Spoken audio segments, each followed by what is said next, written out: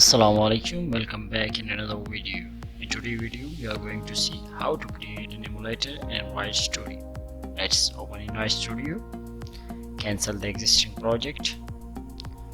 So we can create a new project, but we are going to open one of the existing project. Let's open the test app. Now project is built successfully.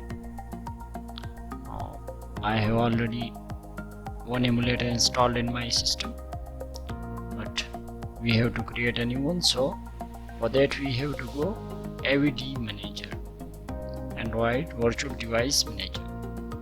We can see that one of the emulator device is being created, but we have to create the new one. Create virtual device, then select the size of our emulator.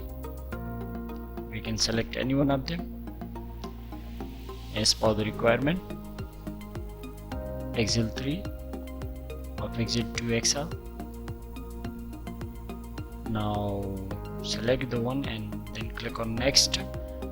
So we have to click next.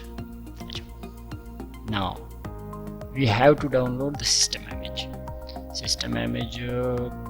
We can download any one of them, but I will suggest you to download the Q on the second one.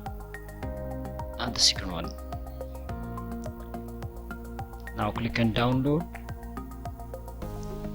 Start the download, but the download will take some time because the size is from 1.1 GB to 1.5 GB. Now let's cancel it. Now after downloading, we have to select the system image which is being downloaded. Now click on next, then provide the emulator name. We can call anything, like it can be your own name, and then select the portrait or landscape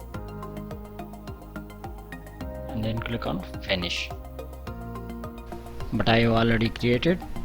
Now click on the run button to open the emulator. Now the emulator is opening. We can see that our emulator is open and our previous run app is being shown on the screen. Thank you for watching. Do subscribe the channel for more interesting videos.